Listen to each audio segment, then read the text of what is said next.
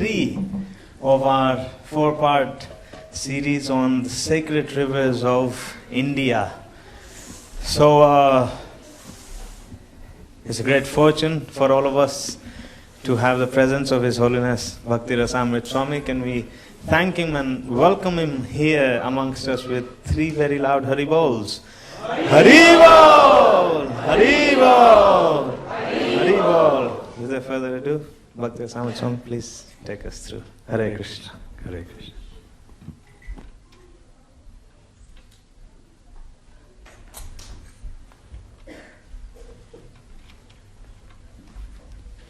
Jaya Radha Madhava Kunj Bihari Gopi Jana Vallabha Girivaradhari.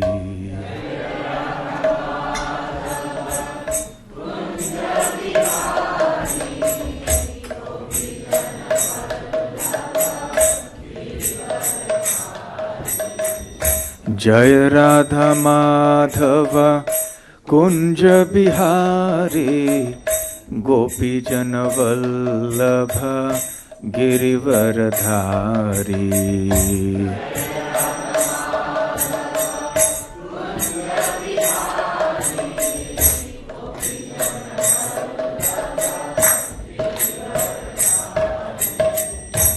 Yashodanandana Braja Jana Ranjana.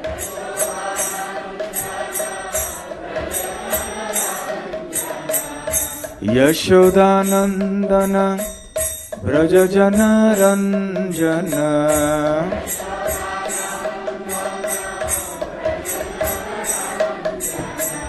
Yamuna Tira Vanachari.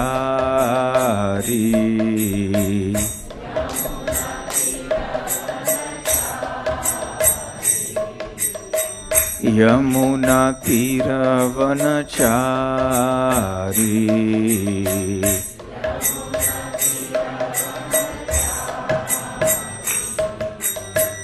Jai Radha Madhava Kunja Bihari Gopi Jana Vallabha Girivaradhari.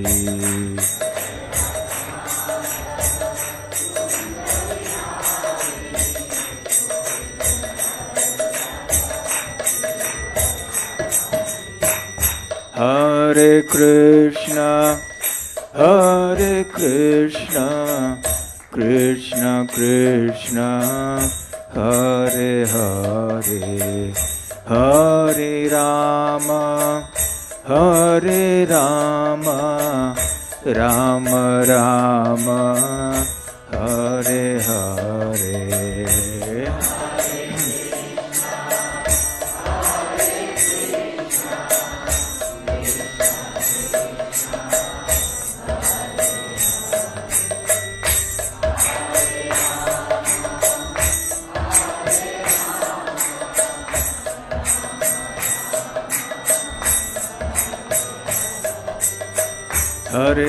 Hare Krishna, Krishna Krishna, Hare Hare, Hare Rama, Rama Rama, Hare Hare.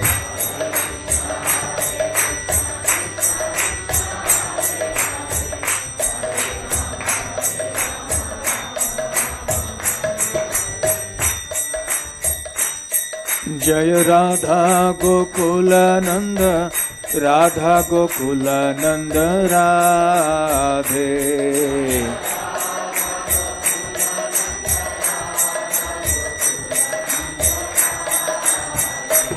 Jaya Gaura Nitai, Jaya Gaura Nitai, Jaya Gaura Nitai, Jaya Gaura Nitai.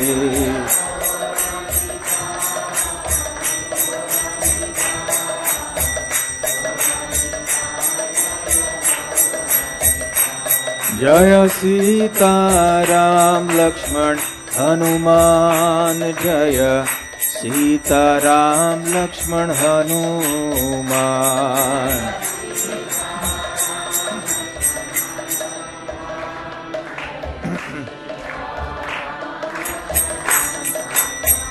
Jaya Jaya Prabhupada, Prabhupada, Prabhupada, Jaya Jaya Prabhupada.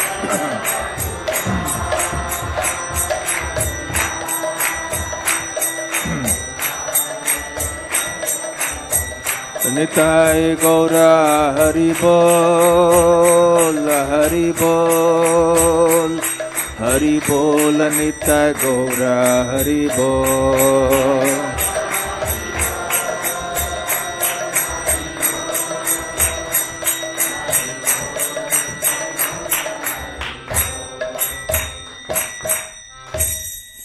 Jai Om Vishnupad Paramhansa Parivrajakacharya.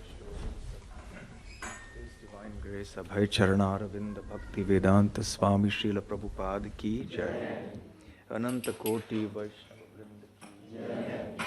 Shri Shri Radha Gokulanand Ki Jai. Shri Shri Gaur Nitai Ki Jai. Shri Shri Sita Ram Lakshman Hanuman Ki Jai. Nitai Gaur Premanande. All glories to the assembled devotees. All glories to the assembled devotees. All glories to the assembled devotees. All glories, all glories, all glories to Sri Guru and Gauranga. Om Jnanatimirandasya Jnananjana Shalakya Chakshurunmilitam Yena Tasmai Shri Gurave Namaha.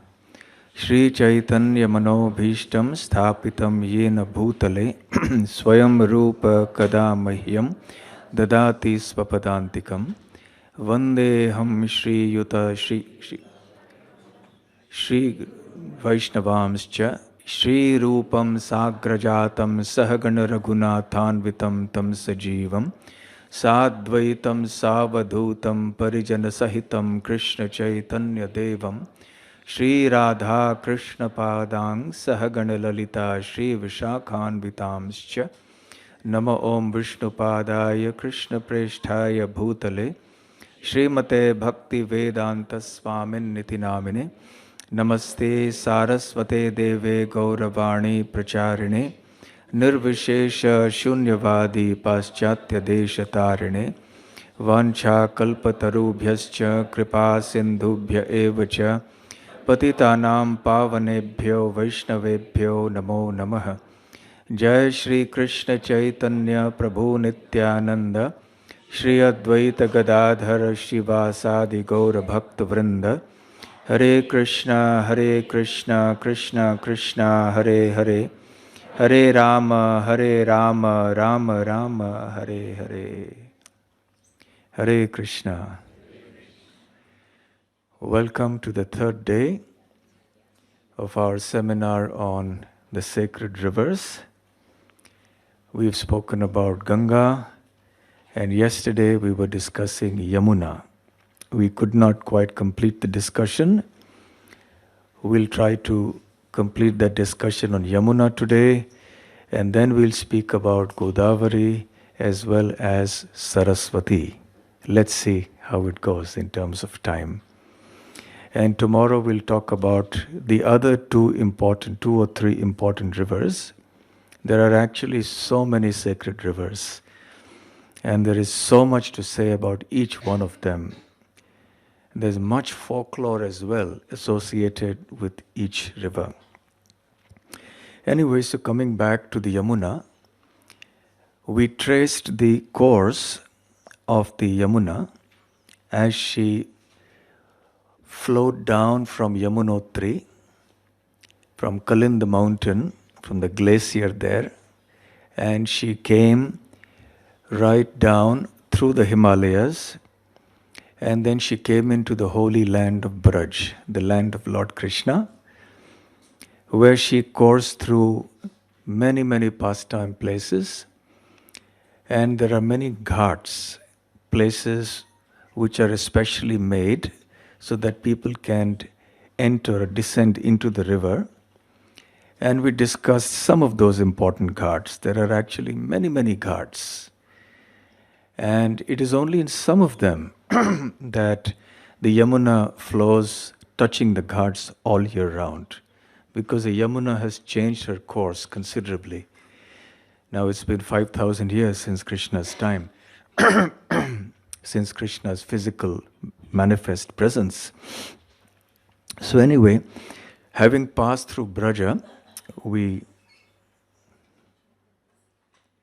saw that. Then she flows down and comes to Prayag. Prayagraj is today known as Allahabad, and this is the most famous confluence of all. This is where the Yamuna, the Ganga, and the Saraswati meet together. We'll talk about the Saraswati later today.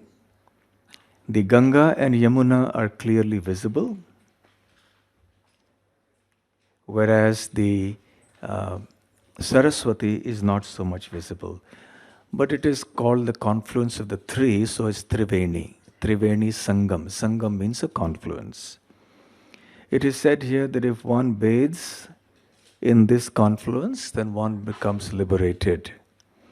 And especially at certain auspicious times, like the Kumbh Mela, which I briefly referred to yesterday, millions of people come there, and in the bitter cold, in the freezing water, they bathe. And they live there on the banks of the Triveni Sangam for that whole period. Lord Chaitanya also came here. He bathed in the Magh month, auspicious Magh month. He bathed here.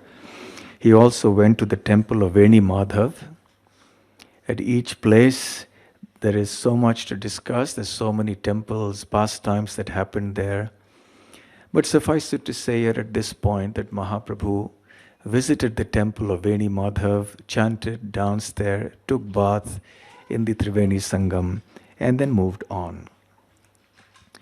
So let's talk about the identity of Yamuna Devi. Who is she? The Agni Puran mentions her as a black deity. She is blackish in complexion, little darkish in complexion, and therefore she is also called Krishna. When there's a long A, the long vowel A, it's feminine. So Krishna is the masculine, that's the Supreme Personality of Godhead. But when you stretch the A, Krishna, that's the name for Yamuna. It's also a name for Draupadi because she was also somewhat dark complexioned, as was Krishna. So the feminine Krishna refers to Yamuna as well as Draupadi. So in the material world, she appears as the daughter of the sun god, Vivaswan, Surya Dev. And as I mentioned yesterday, he had twins, Yam and Yami. Of course, Surya Dev had other sons also. But in this context, these two are the most important ones. It is said that when Vivaswan came to Sanjana, who was his wife, or one of his wives, then she could not bear his effulgence. Try looking up at the sun in midday, it's not easy. So she could not bear the effulgence, and she closed her eyes as he approached her. And he said, because you have restrained yourself in my association, therefore the child who is born out of this will be restrained, and therefore will take away everybody's life. So that was Yamaraj. So his duty is to take away everybody's life. And he does that as a service to Krishna. It's a thankless job. Nobody likes Yamaraj. If you take a popularity poll amongst all the demigods, Yamaraj will surely not figure anywhere. The demigods who give all sorts of material benedictions will figure right up there in the popularity poll. But Yamaraj is perhaps amongst the greatest of all the devotees, the demigods. But he does a job which is quite thankless, because that is the reason for the existence of this material world. There are rebellious souls here who want to be independently enjoying of Krishna, so they are placed here. And Durga Devi, she subjects them to all sorts of material miseries, independently trying to enjoy this world. The living entities act sometimes piously, sometimes sinfully, and then they have to face the reactions. Inevitably, death comes. And then Yamaraj will, through his messengers, take away the soul and the subtle body of the living entity, take him to his abode, and there's a judgment in his court. And the next destination of that living entity is decided. So Yamaraj is much feared by people at large. But then later he felt compassionate and he blessed Sanjana and said, but the other one, the next who comes, will actually free everyone from birth and death. And that was Yami or Yamuna. So Yamaraj and Yamuna both are very exalted devotees of Krishna, but they perform opposite functions. It is a duty of the brother to keep the living entities in the cycle of birth and death, and it is a service of the sister to free everybody from the cycle of birth and death. Very, very interesting. So these two, who have slightly blackish complexions, Yama and Yami, also have their golden counterparts, golden complexion counterparts. The golden complexion counterpart of Yamaraj is called Dharmaraj. He's a deity whom you may have heard about, who then expanded as Yudhishthir Maharaj, yes? And her golden counterpart is Vishakha Devi. Vishakha Devi, the Gopi. It's quite interesting that Yamuna, she is there in the spiritual world, and she is an expansion ultimately of Srimati Radharani. How so? One of the bodily expansions, Kaya Vyuha, of Srimati Radharani is her intimate, confidential Sakhi, Vishakha Devi. Vishakha Devi expands to become a gopi called Viraja. And it is this Viraja who expands to become Yamuna. And then she descends into this material world in the form of the river. So this has been confirmed by Srila Rupa Goswami and Srila Baladev Vidyabhushan. So Yamuna is the liquid form of Srimati Vishakha Devi who expands as Viraja. So just as the Lord expands himself into so many expansions and incarnations, and many of them descend into this world, so do his associates and devotees in the spiritual world. They are also capable of expanding themselves and manifesting their presence in various dimensions and in various realms, often at the same time, simultaneously, in order to facilitate and enhance the Lord's pleasure and to fulfill his purposes. Yesterday we also spoke a bit about how they're a good pair of siblings, and they're very fond of each other. And she once called her brother at Vishram Ghat for prasadam, and he was very happy. And she asked for the blessing that all those who come on that particular day, the day after Deepavali, and take bath at Vishram Ghat in the Yamuna, will become freed from his clutches, and that he will not approach them. And he was surprised, but then he, out of affection for his sister, he granted that benediction. So therefore you will see many, many brothers and sisters come to Mathura on that day. And then they bathe there hoping that they will get the mercy of Yamuna Devi.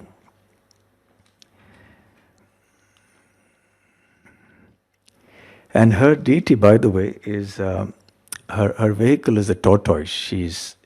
She's on a tortoise. Maybe you can see that here. We don't see the tortoise here, perhaps, but in Vrindavan, she can have any form like this. She holds flowers to serve the Lord. But sometimes the deity of Yamuna is shown on a tortoise, and she holds a water pot in her hand. So why is Yamuna so important for us as devotees of Krishna? And as followers of Chaitanya Mahaprabhu, who came to teach the mood of Vrindavan for loving Krishna, just see from the very beginning, Yamuna has been identified with Krishna's pastimes. So, when Krishna appeared in the prison of Kamsa to Devaki and Vasudeva, he initially appeared in his four-armed form, and then at the request of Devaki, he converted himself into his two-armed baby form. And out of fear for his well-being, Vasudeva took him and crossed the Yamuna river. The doors of the prison miraculously opened. His shackles of iron miraculously opened. He became free. And he put him in a little basket, placed the basket on his head, and then he started walking. And it started raining. Anantashesh came and became like an umbrella over baby Krishna. And then as Vasudeva was walking, he came to the Yamuna. And the Yamuna was foaming and in spate because of heavy rainfall. She was flooded. And there were fierce currents of the Yamuna flowing. And Vasudeva was thinking, how should I cross over? But as he stepped in, Yamuna, realizing that this was her worshipable Lord Krishna in the baby form, she separated. And then Vasudeva walked in through the Yamuna, and the level of the Yamuna reduced very considerably in the portion that Vasudeva was crossing over in. But at that time, in her ecstasy of doing service to Krishna, she could not hold herself back. She wanted to touch the lotus feet of Krishna. She had a wonderful opportunity now. She was not about to let go of that opportunity. So how to do that? Now there's Vasudeva here, and Krishna is either, some pictures they show him in the arms, some pictures they show him being carried in a little basket on his head. So she lunged forward. Her waves became like her arms, and she was rising and trying to touch Krishna's lotus feet. And every time she moved up in panic, Vasudeva was lifting Krishna higher and higher, trying to save him. And Yamuna was even lunging higher to touch Krishna's lotus feet. And at that time, Vasudeva in panic cried out. This is a folklore in Braj. In the local language, he shouted out, Koi le lo, Koi le lo. That means somebody take this Krishna. Mere lala ko koi le lo. So somebody take this Krishna. Koi means someone. Le lo means please take. So therefore the spot at which he crossed over, that place is called Koile Ghat, even today. Koile Ghat. Someone please take him. Then with a little lunge, Yamuna's waters touched Krishna's lotus feet, and having fulfilled her purpose, she immediately receded and came back to normal so that Vasudeva could easily cross over.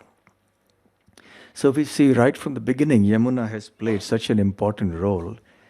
And then once Krishna was in Gokul, of course, there were so many pastimes that happened there one after the other, including the subduing of the Kaliya demon, where the Kaliya had poisoned the little pond that was an extension of the Yamuna.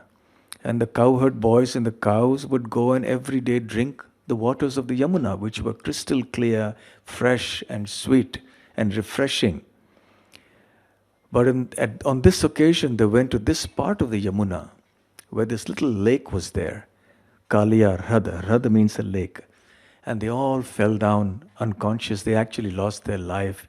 And there followed the celebrated Kaliya Damana Leela, the pastime of Krishna subduing Kaliya demon. So Krishna personally climbed up a Kadamba tree on the bank of the Yamuna, slapped his arms like a wrestler, and jumped into the Yamuna. So there were numerous occasions like this when Lord Krishna personally let Yamuna Devi touch his lotus feet. And here he was completely in the waters of the Yamuna. Similarly, later on, he did so many pastimes in the water, in the Yamuna water with the gopis. Sometimes he would do it at Manasi Ganga and some of the other lakes and kunds in Braj, and often he would do it in the Yamuna river. These boating pastimes were called the Nauka Vihar. Sometimes he would have pastimes of this sort with the gopis, where they would spray water or sometimes color water on each other. So Krishna performed many, many such pastimes in the waters of Yamuna. So she became exceedingly fortunate and glorified because the Lord chose her to be there whilst he was performing his pastimes. And even when Krishna personally did not descend into the Yamuna, she was the witness to all the pastimes that happened when Krishna was there. And especially the Rasa Leela, and Krishna's playing the flute. There you see a little depiction of the Yamuna flowing by and Krishna standing there playing the flute. Actually, he stands under the Vanshi Vata, the banyan tree, the Vata Vriksha. And there he plays the flute on the full moon night of the autumn season, Sharad Ritu, the autumn season. And then the gopis come running to the bank of the Yamuna, and there ensues the famous Rasa dance. So standing on the Yamuna is something that is mentioned in so many descriptions in the scriptures and also the poetry composed by great devotees. So Yamuna is a very, very essential associate of the Lord in his pastimes in Braj. Actually, she lives eternally in the spiritual world in Goloka Vrindavan. And even though she eternally exists there, as does Govardhan, somehow inconceivably by the Lord's arrangement, they are so-called created at some point in time.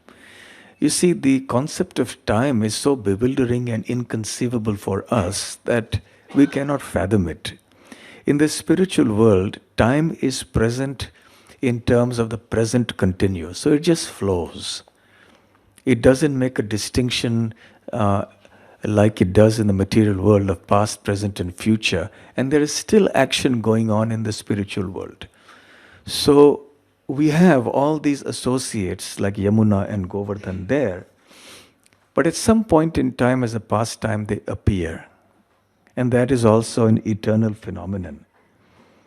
So when Krishna wanted to descend into the material world, he approached Srimati Radharani and said, "It's time for me to go down to the material world to appear on the earth. So please descend with me."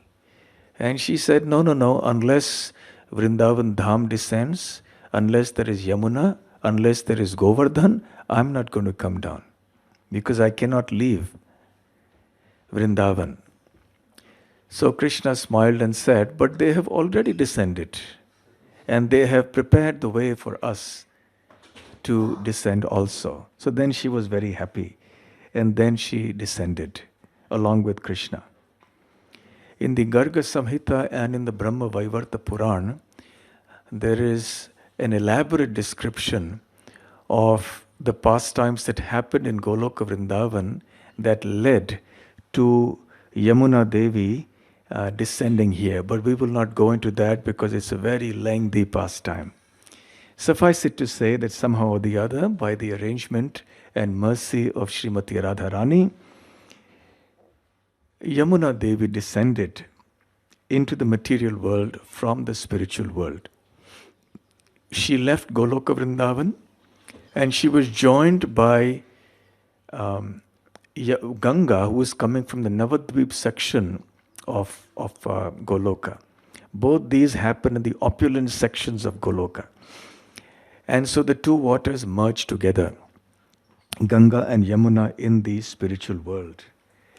And then, as they flowed on towards the material world, they came to that point where Vamana Dev pierced the covering of the universe. We discussed this pastime in relation to the descent of Ganga into the material world, day before yesterday. Now, the mystery here is that along with the Ganga water, there was also Yamuna water. So the waters of the Yamuna and Ganga both ultimately had come from Goloka Vrindavan. They traveled all through the spiritual world, past all the Vaikuntha planets, past the impersonal spiritual effulgence, the Brahma Jyoti, And then they came into the material universe through the hole that had been created by the piercing of that cover by Lord Vamanadev's lotus toenails. So they descended. And the course of Yamuna as she entered the universe was the same as that for Ganga. You will remember, we discussed day before yesterday, that as Ganga came into the material universe, then she came to Dhruva Loka. Then she went to Saptarishi Loka, the planet of the seven sages. And she was taken to Chandra Loka in the celestial skyways. She eventually came to Mount Meru, the abode on top of which is Brahma. And then from there were 4 branches. And the southern branch eventually came to the Himalayas. And that is where then the Ganga flowed down. She became a glacier. Because she came at a very high altitude, she transformed into ice, and then from that ice she emerged. We also spoke about how Ganga's flow was stopped by Lord Shiva. He resisted or restrained her flow in the matted locks of his hair. In any case, Ganga then came to Himalayas. Now Yamuna was also there. So as Ganga made one branch, Yamuna made another branch. And at the Kalinda mountain, she separated out. And then she came at Yamunotri, and then she began her flow. So this is the history of the origin and the descent of Yamuna from Goloka Vrindavan onto the earth planet. Very fascinating. So then Ganga and Yamuna, they were together till the Himalayas. They separated at the Himalayas and they met again at Prayag, the confluence, the Triveni Sangam, where Ganga and Yamuna meet together. And as they were proceeding from the Yamuna, from the Triveni Sangam towards the sea, and as they approached the delta, then Yamuna started speaking to Ganga. And she said, "All glories to you, O Ganga Devi. You are the purifier of all the 3 worlds. You have risen from the lotus feet of Krishna. And all the 3 worlds sing your glories. Unfortunately, at this point, I have to separate from you. So please forgive me if I have committed any offenses at your lotus feet."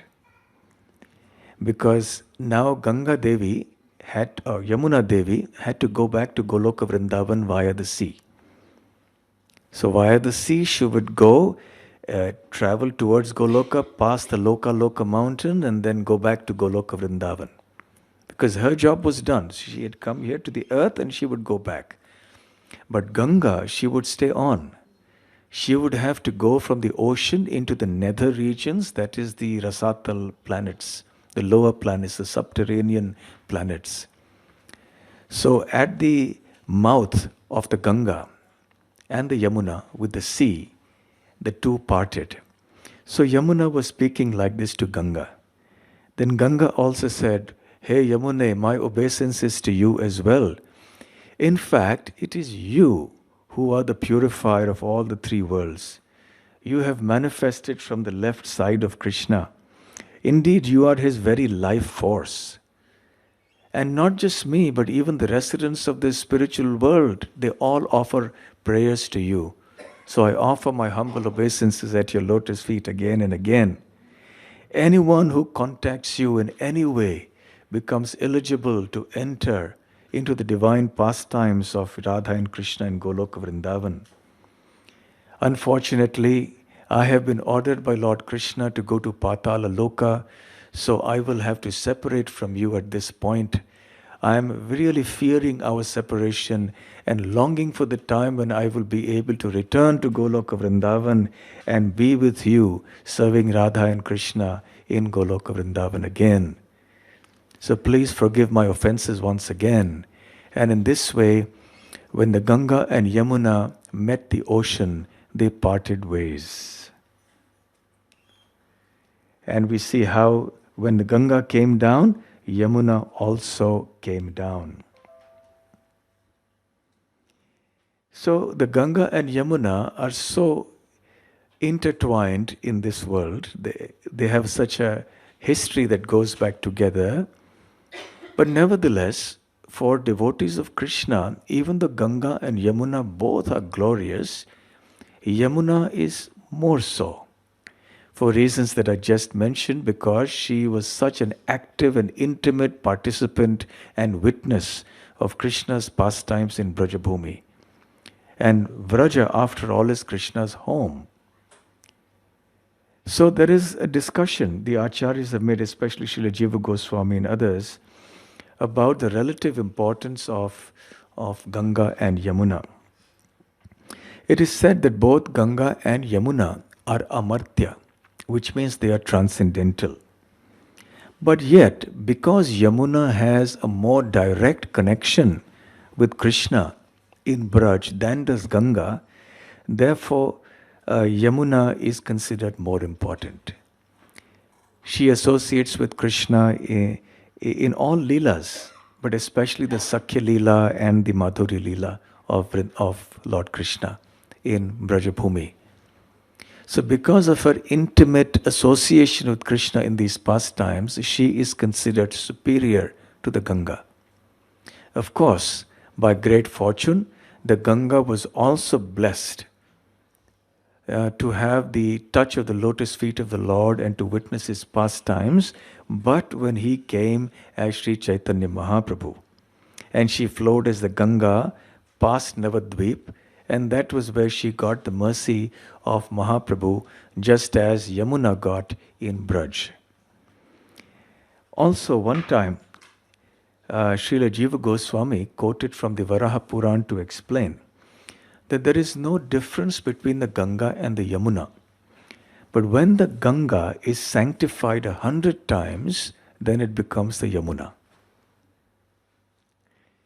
He stated this one time also at a debate that was held in the city of Agra, which is not too far from Vrindavan. And the topic of the discussion was, which is superior, Ganga or Yamuna?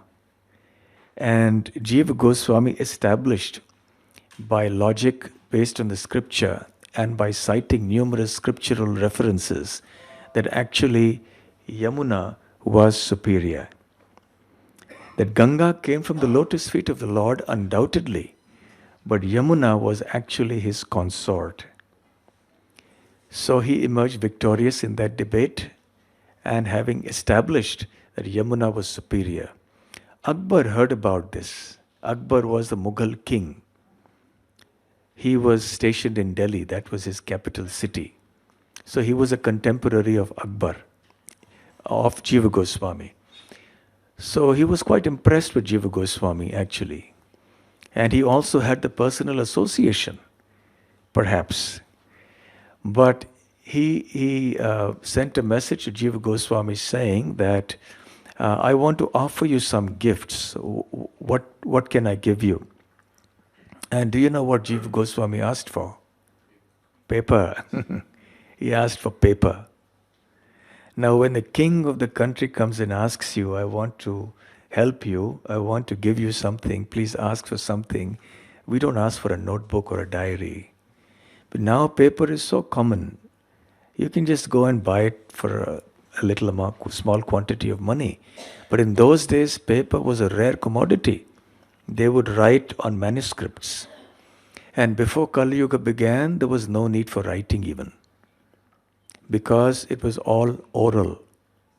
A-U-R-A-L. Oral, O-R-A-L, spoken, and then oral, heard, A-U-R-A-L. So the teacher would speak, the students would hear, and they would remember.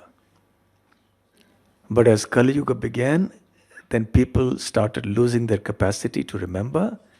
So then the script had to come into play, and then writing, and then you needed, earlier there were manuscripts like on palm leaves, and finally, somewhere in the medieval ages, then paper came into existence, but that was only for the royalty, because it was very expensive. So Akbar supplied Jiva Goswami with a lot of paper. And there's a second thing that Jiva Goswami asked Akbar for. He said, this is the holy abode of Lord Krishna. So please pass an edict or a law that there should be no killing of animals in Braj, in the whole Brajamandal area. And Akbar granted that request. Apart from the fact that nobody there actually killed because they were all saintly people living there, nevertheless, sometimes princes from the royal families of the Mughals or wherever, they might just come through for hunting animals. So even that was stopped. So this is something about the Ganga and the Yamuna. And Lord Chaitanya's association with the Yamuna is also quite interesting to hear about. Anytime Lord Chaitanya Mahaprabhu saw a river, he remembered Vrindavan. And he would go into a state of devotional ecstasy. And often he would jump into the river, thinking it to be Yamuna. When Lord Chaitanya Mahaprabhu took sannyas in Katwa, he immediately headed out for Vrindavan. But he was restrained by Nityananda Prabhu and the others. And finally he decided he would go to Jagannath Puri. But on the way, before that happened, before that decision was taken, from Katwa he just went along. He walked and walked and walked. And then he came to the Ganga. And he thought that the Ganga was the Yamuna. And so he asked the cowherd boys, which is the way to Vrindavan?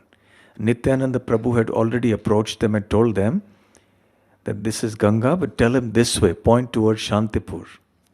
So it was a transcendental trick. So the cowherd boys over on the banks of the Ganga at that point, they said, yeah, it's this way, Vrindavan is like this.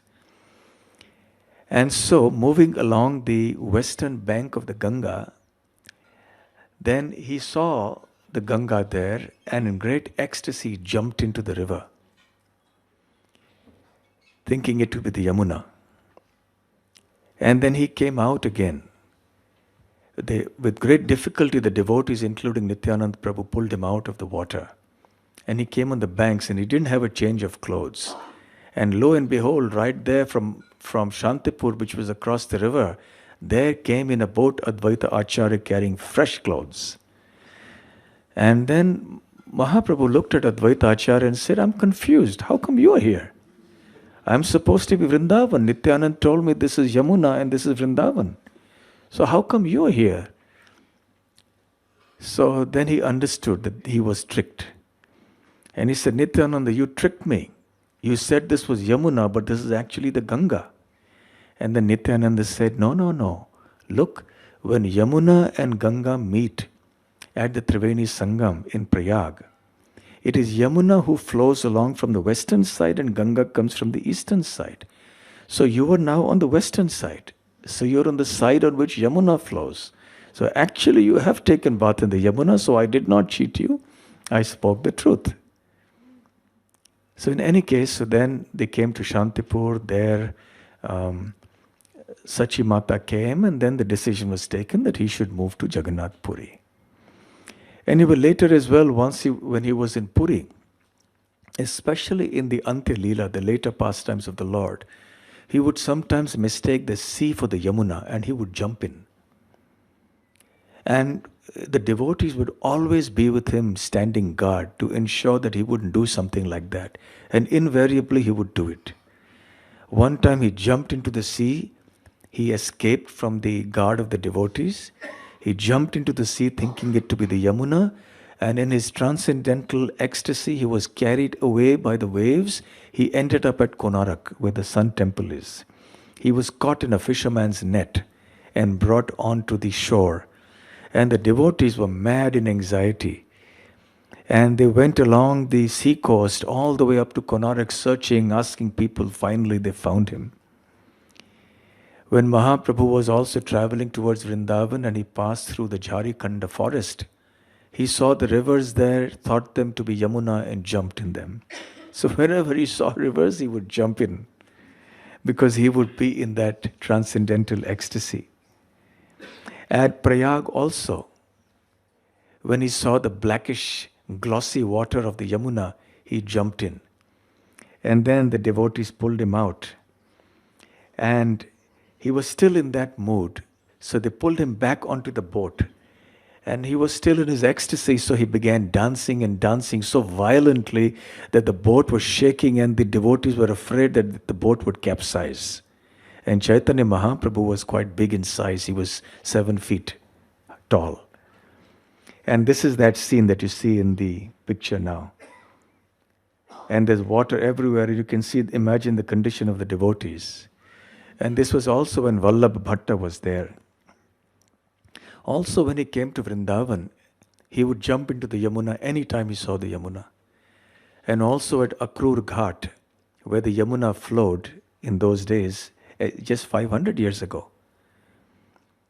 The Yamuna has changed course quite a bit in these 500 years. And Balabhadra Bhattacharya couldn't see Mahaprabhu, and he ran and he saw that Mahaprabhu had jumped into the ocean, into the river, and he was not to be seen. So he also jumped into the river, and somehow or the other with great difficulty pulled him out. And then he spoke to the Sanodia Brahman and a Rajput who was there, Rajput Krishnadas, and said, "This is too much." Wherever he sees Yamuna, he just jumps in like this. And what do we do? What if something were to happen? What if I had not been there at that time? What would have happened? So I think we have to leave Brajabhumi now. So they approached Chaitanya Mahaprabhu and they convinced him to leave Vrindavan and go back towards Puri. So anyway, this happened over here. And when Mahaprabhu used to take bath in the Yamuna, he would chant this beautiful verse. So kindly repeat this verse after me. I'll read the translation first. O river Yamuna, you are the blissful spiritual water that gives love to the son of Nanda Maharaj. You are the same as the water of the spiritual world, for you can vanquish all our offenses and the sinful reactions incurred in life. You are the creator of all auspicious things for the world. O daughter of the sun god, kindly purify us by your pious activities. Chidananda Bhano Sadananda Suno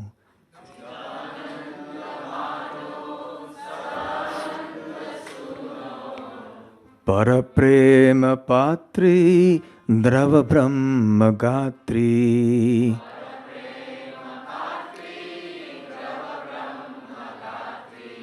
Aghanam Lavitri Jagat Kshema Dhatri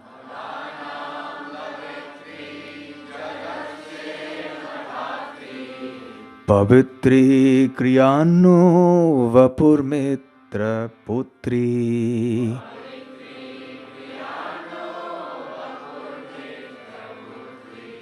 Chidananda Bhano Sadananda Suno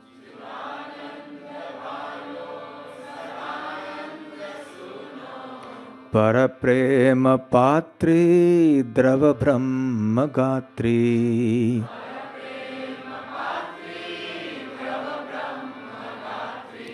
Aghanam Lavitri Jagat Kshema Dhatri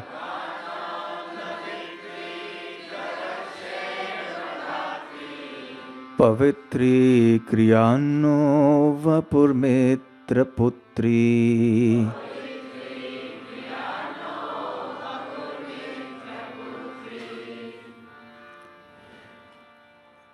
So whenever you're able to go to Vrindavan next, or you come to the Yamuna in any way at any point, do remember to recite this verse.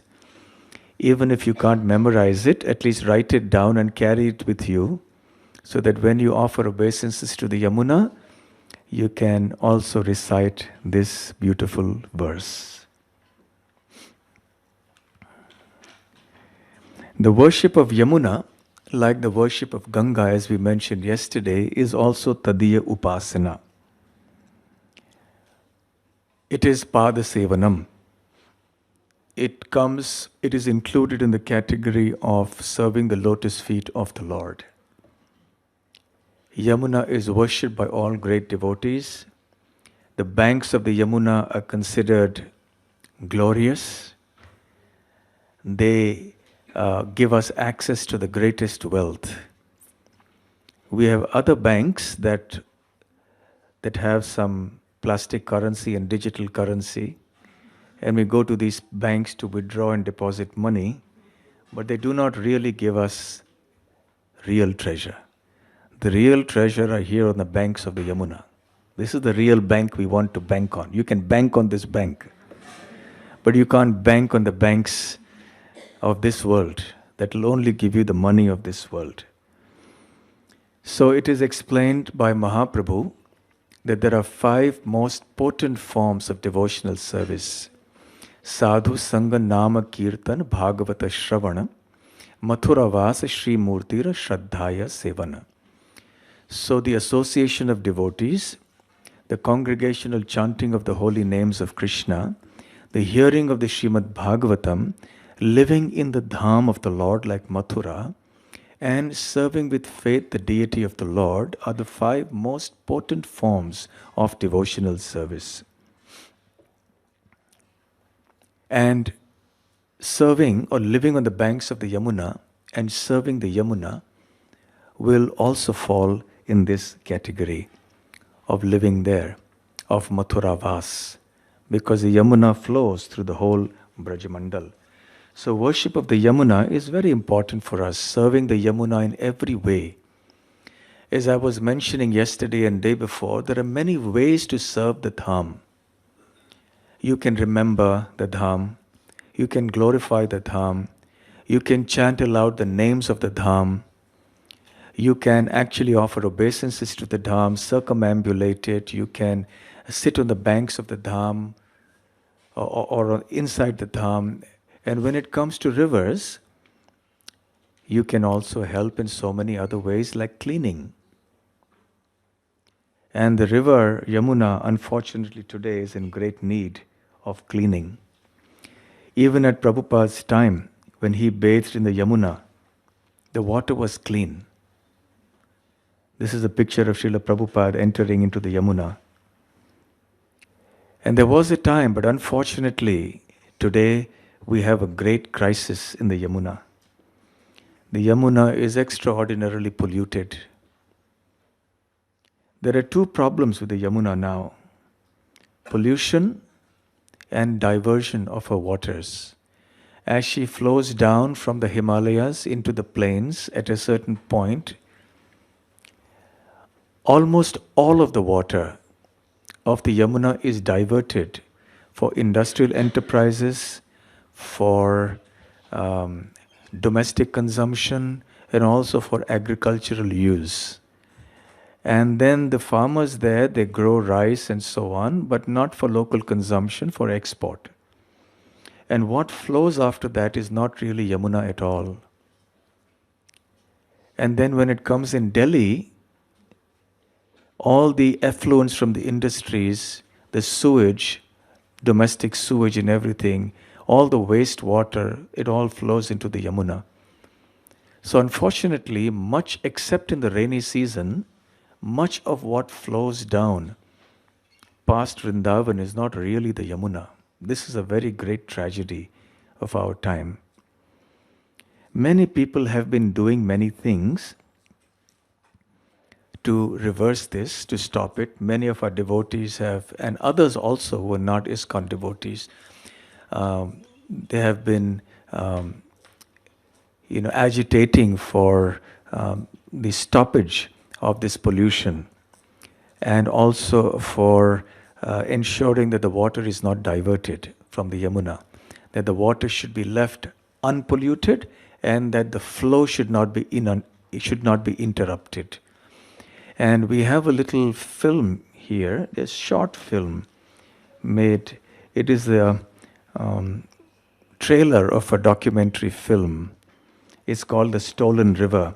Fortunately, today, efforts are being made over the last few years, so we hope and pray that there will be very significant improvement as far as both these aspects of the Yamuna concern, the pollution and the diversion of the water. So this is just a 3 minutes trailer, and I believe it's also available, right? The film is, where is it available?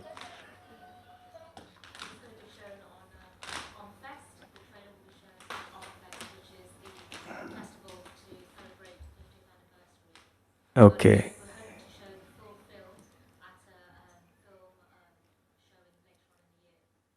Okay, so the full film will be coming up very shortly.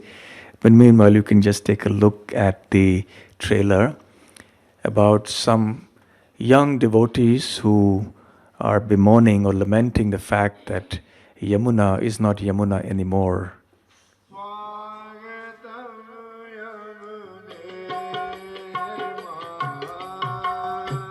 This is the most sacred place in all of India for all of us Indians. I was born in India.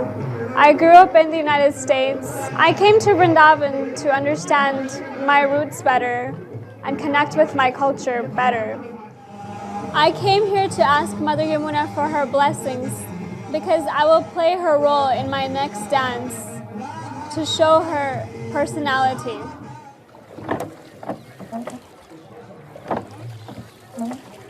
When I came to Vrindavan, I was like, okay, let's go take a bath in the Yamuna. And I heard some devotees tell me, don't go there.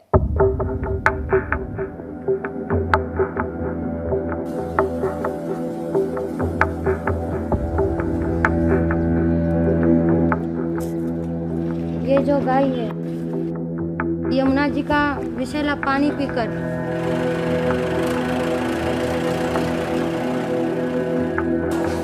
मुझे यहाँ पे दर्द है और बुखार है, typhoid है। Child mortality and infant mortality is high because of the pollution. हम चलना चाहेंगे क्योंकि हमारी यमुना जी कैदी बनी हुई है। यमुना जी हमारी माँ है, उनको लाने के लिए हमको अपनी जान भी देनी पड़े तो बहुत सारे पैसे मिलते हैं और डेड बॉडी मिलता है, उसे निकाल के बाहर कर देता है, आदमी आते बताने को। What you're seeing here is a dead river, is the sewage of Delhi, and that's about it. There's nothing more to it.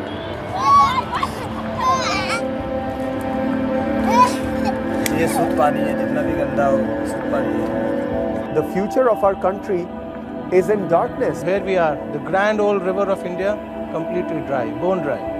It's like the river is completely stolen.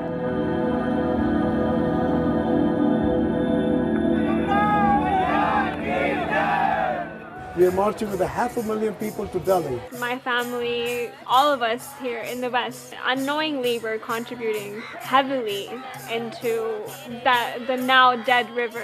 People all over the world, hundreds of thousands of people, are demanding change. Whether you are Indian or not does not matter. We are one global community. मैं जल यहाँ से जरूर लेके जाऊंगी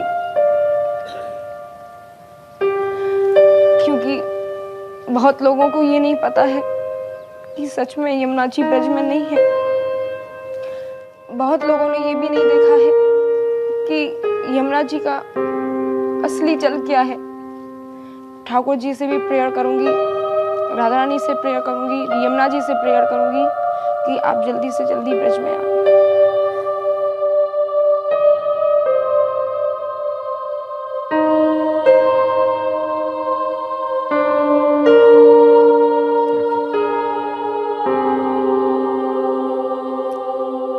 Okay, so that was an indication of the tragedy of River Yamuna, and many of our rivers are like that, many of the sacred rivers. So fortunately, over the last several years, as I mentioned, there is encouraging news, a lot of efforts are going on, but it's a gigantic task. It's not going to be easy, and we hope and pray that the efforts will bear fruit. Devotees from around the world can continue to put pressure, raise awareness. when you go back, so that this will become a pressing issue even more so than at present. This is our sacred heritage, our holy places, our holy rivers. So we have to preserve them very, very carefully. And even apart from the religious and spiritual significance, even for our very survival, we need these rivers. So anyway, on the positive note that a lot is being done now, and we hope that efforts will bear fruit, let's now move on from the Yamuna to the river Godavari.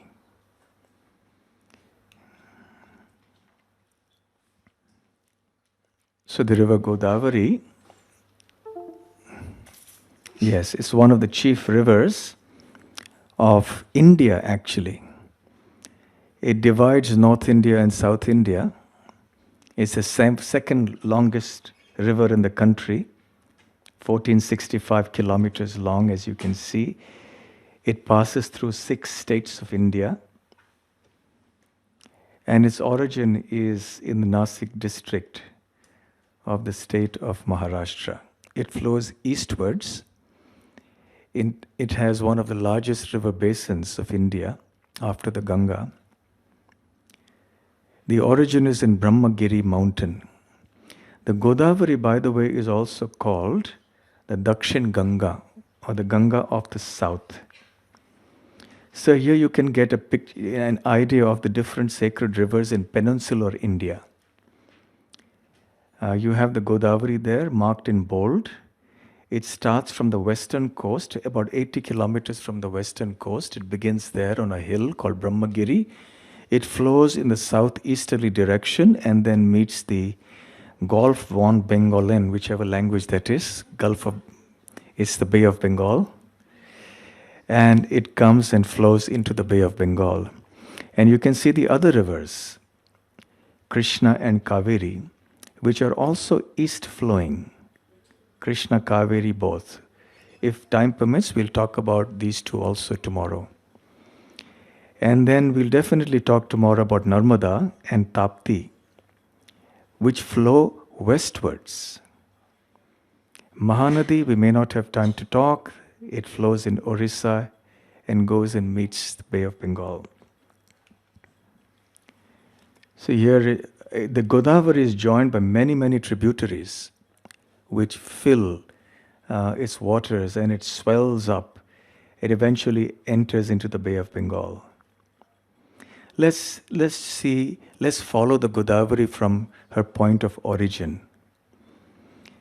And the point of origin is in the place called Brahmagiri mountain.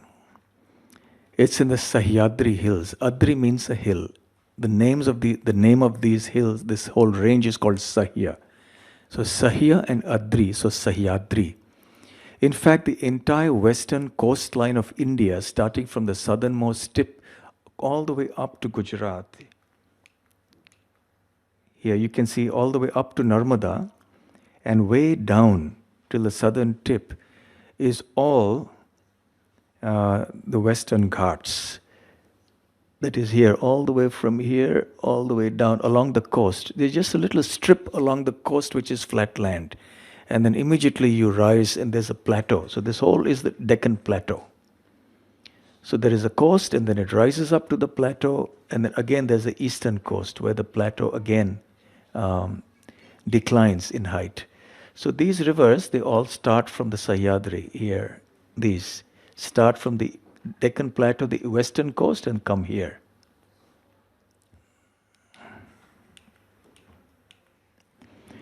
So the origins of the Godavari are in the Brahmagiri mountain, which is in the Sahyadri or in the western Ghats.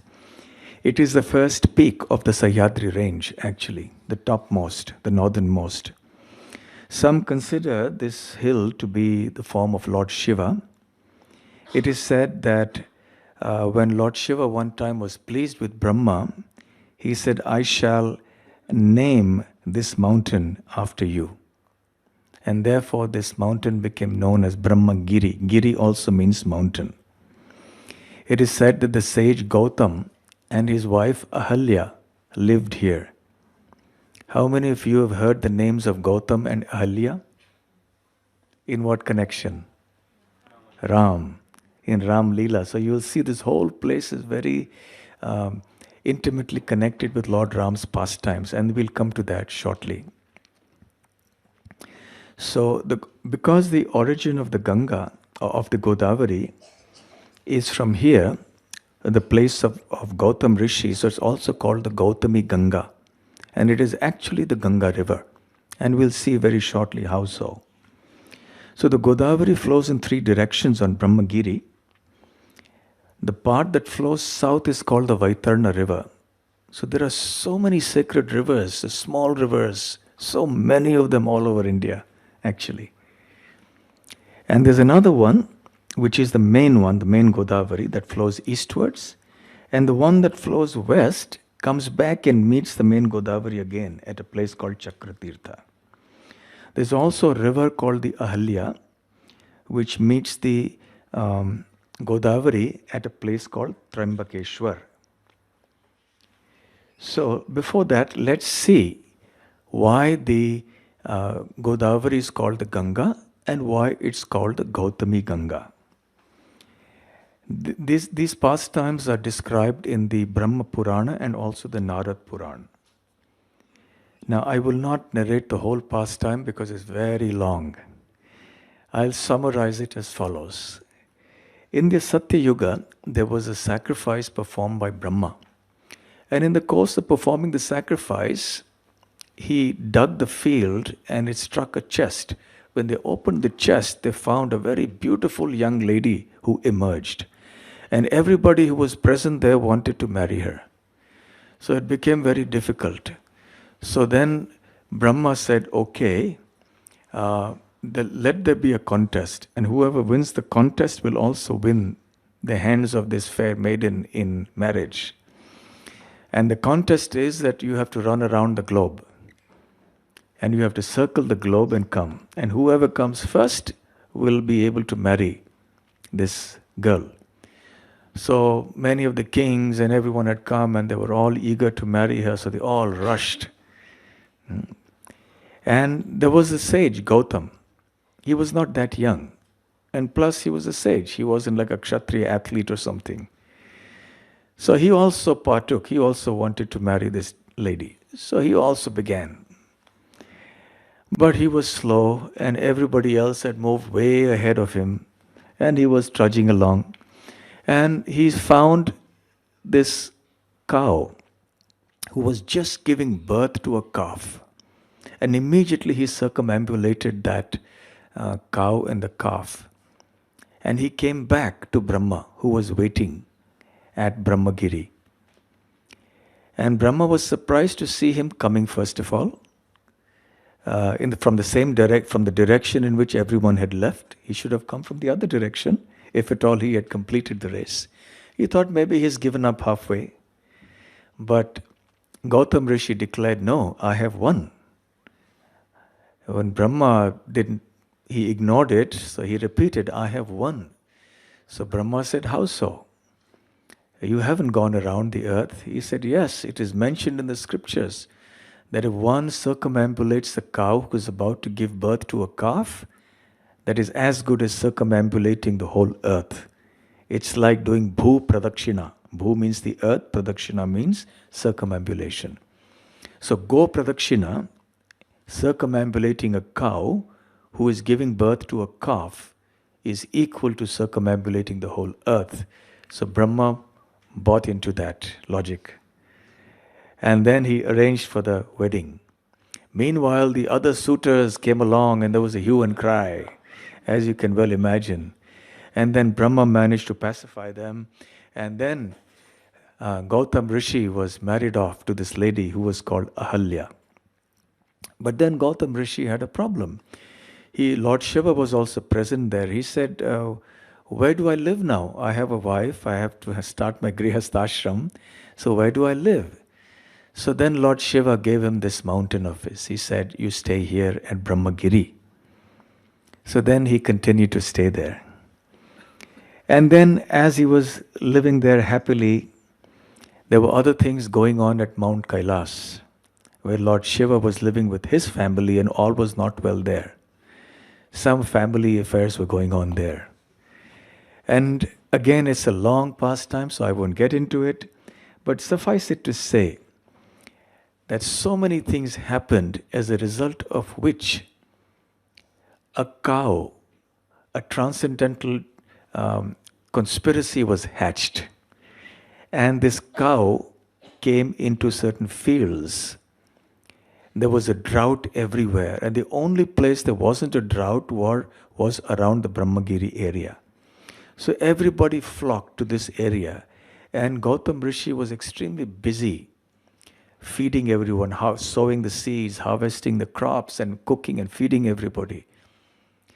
And as he was tending to his fields, this huge cow came there and started eating the crops. And Gautam Rishi just threw a few blades of the sacred kusha grass on the cow. And the cow fell down dead. Now, the cow doesn't fall dead just by throwing a few blades of grass on her, but in this case she did. And then everybody was aghast, and they said, "Oh, you have killed a cow, you have done go hatya, this is such a grievous sin." And they all left that place. And he was shocked, Gautam Rishi. How on earth did this happen? And then at that time he was wondering what to do, and then he decided to petition Lord Shiva, because he was told that only if the river Ganga comes here and you take bath in her and you sprinkle the water of the Ganga on this cow and she comes back to life, only then you will get freed from the reactions of this sin. So he performed austerities for a long time to please Lord Shiva. Lord Shiva appeared and he agreed to bring Ganga down. So Ganga was already in the matted locks of his hair. So he removed his matted lock and thrashed them on the rocks of Brahmagiri. And then a portion of Ganga, the Ganga water came on. And that is how the Ganga came to the Brahmagiri mountain. And therefore, she is also called Gautami Ganga, because she advented due to Gautam Rishi, and she called Dakshin Ganga because it was the same Ganga who manifested or advented in the south. So very important. So the Godavari river is actually the very same Ganga. There is no difference between the two. So she is also called Godavari Ganga. Now, Gautam Rishi took his bath in the Ganga. He absolved himself of the sin of killing the cow. He became free of that sin. And then he sprinkled Ganga water on the cow. And the cow also came back to life. And she pardoned the sage, and then she left. And because this was the place, this was the river that gave life to the cow, she is called Goda or Godavari. So that is how the name Godavari came. It's a very interesting pastime, which I have told you in very brief today. So what the point to remember here is that Godavari is directly the Ganga. There's no difference. Trimbakeshwar, which is right next door, so to speak, is the place where there is one of the 12 Jyotirlingas, one of the 12 well-known places of worship of Lord Shiva. Very powerful place of Lord Shiva's presence. So this is the place where many people go on pilgrimage. It is about 25 kilometers from the city of Nasik. And there is the deity of Godavari. She is none other than Goddess Ganga.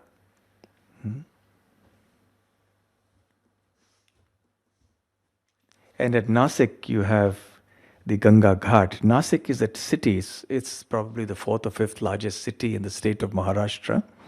It's a very ancient city, and it's about 25 kilometers from Trimbakeshwar. And there are several other important rivers like the Vaitarna and the Bhima, which also pass through Nasik. There are many holy places in and around Nasik. The place of Panchavati, Tapovan, etc., they're all there. Why is this place called Nasik? Does anyone know? How many of you have heard of this town called Nasik? Okay, why is it called Nasik? Does anyone know? Yes?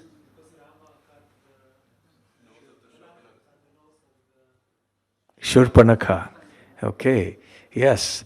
Because it was in this region, not in Nasik city proper, but it was in this region that Lakshman cut off the nose of the demoness Shurpanakha. Actually, he cut it on the other side of the river in Panchavati, and then he threw the nose across the river, Godavari. And the nose landed in this place. So in Sanskrit it's called Nasika or Nasa. So from Nasa or Nasika, this place became known as Nasik because of the nose of Shurpanakha. So see, even if you're a big demon, but if you are hurt or killed by the Lord, then you also become immortalized. Yes? So people will remember you long years later also. So this is the Nasik city, Ganga Ghat. It's about 6 hours by road from the northern part of Bombay. If any of you want to go there sometimes, we also have a nice ISKCON temple there, a nice community of devotees. So the Kumbh Mela happens in this region here. There are 4 places where the Kumbh Mela happens. Which are those 4 places? Who can say? Yes? Now, which are the 4 places where the Kumbh Mela happens? Raise your hand, somebody. Raise your hand, somebody. Yes? Nasik, Ujjain, Haridwar, and Allahabad. Yes, these 4. And each, you have to bathe in certain places. So, when it's in Ujjain, you bathe in the river Kshipra. When it's in Nasik, you bathe in the Godavari. When it's in Allahabad or Prayag, you bathe in the Triveni Sangam, the confluence of the Ganga, Yamuna, Saraswati. And when it is in Haridwar, you bathe in Ganga. So a Kumbh Mela is also held here in Nasik, and there are large crowds that gather here. And Kushavarta Kund. So the Godavari actually originates midway in Mount Brahmagiri, then it flows under the surface and comes out at Kushavarta Kund. So this is the place where the river comes out again. And then again it goes underground and comes up later. So this is the Kushavarta Kund. This is where there is a temple of goddess Godavari that we just saw next to the Kund. This is the place where the Kumbh Mela is held. Lord Shiva told all the sacred places and the lakes that they should come here, especially during the Kumbh Mela, and bathe for the sake of their own purification. Chaitanya Mahaprabhu came to Nasik as well.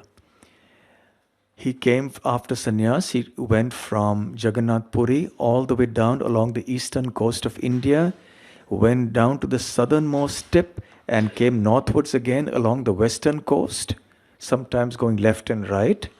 And then he came up, he went all the way up to this place, to Brahmavarta.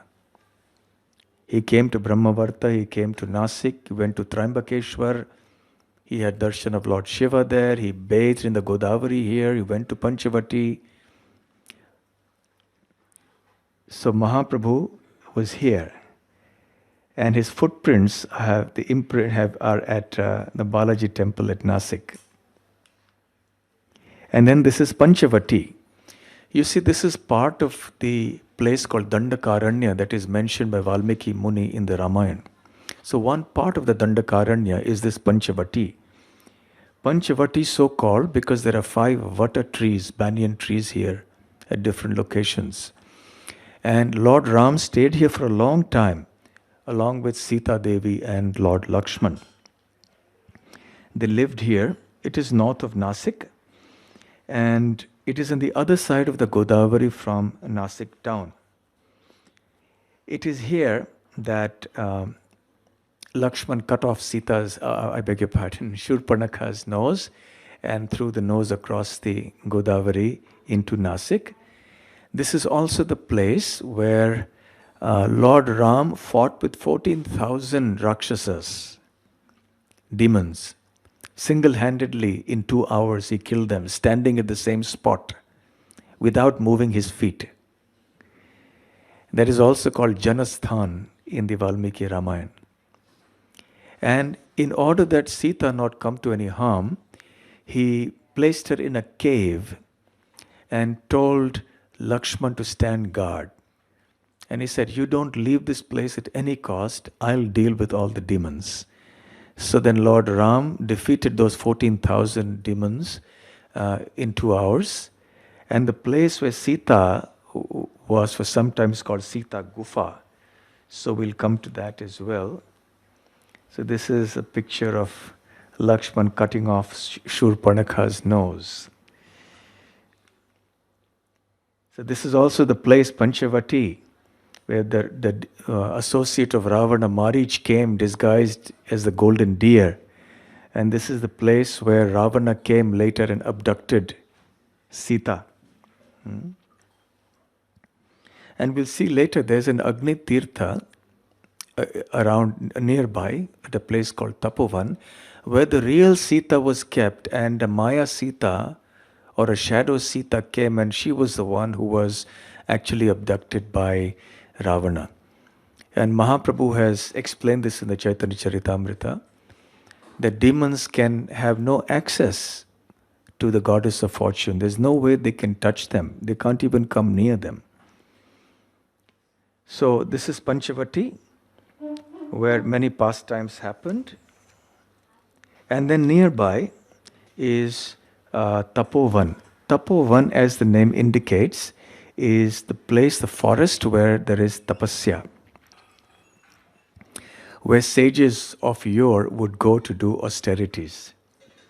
So this is a long history of sages coming here for austerities.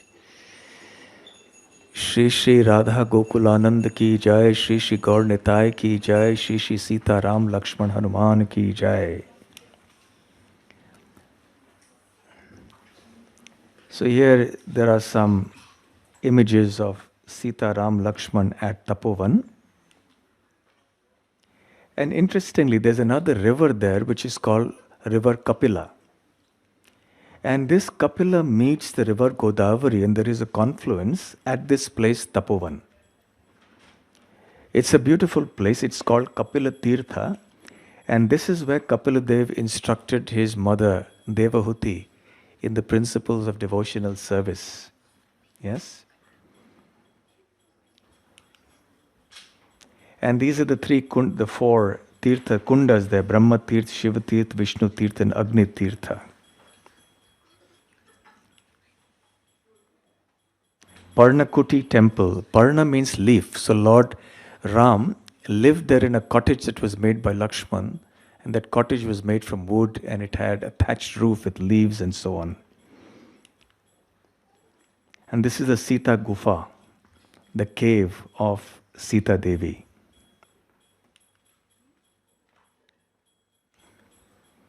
And here, at this place in Tapovan, actually many sadhus come here and live during the Kumbh Mela. More than 50,000 sadhus will live here, and then they go to Panchavati or Nasik or Kushavarta Kund and they come back. But this is the place exclusively reserved for the sadhus. Okay, so what we'll do is now we'll stop here. There's a little more about Godavari, which we'll do tomorrow. And then we'll start on Saraswati, and then we'll go on to Narmada, Sindhu, Kaveri, and we'll see. Tomorrow we have only one day, but we'll cover as much as we can tomorrow. Okay, so now you can chant after me. Godavari. Godavari. Hey Godavari. Hey Godavari. Hey Gange. Hey Gange. Hey Yamune. Hey Yamune.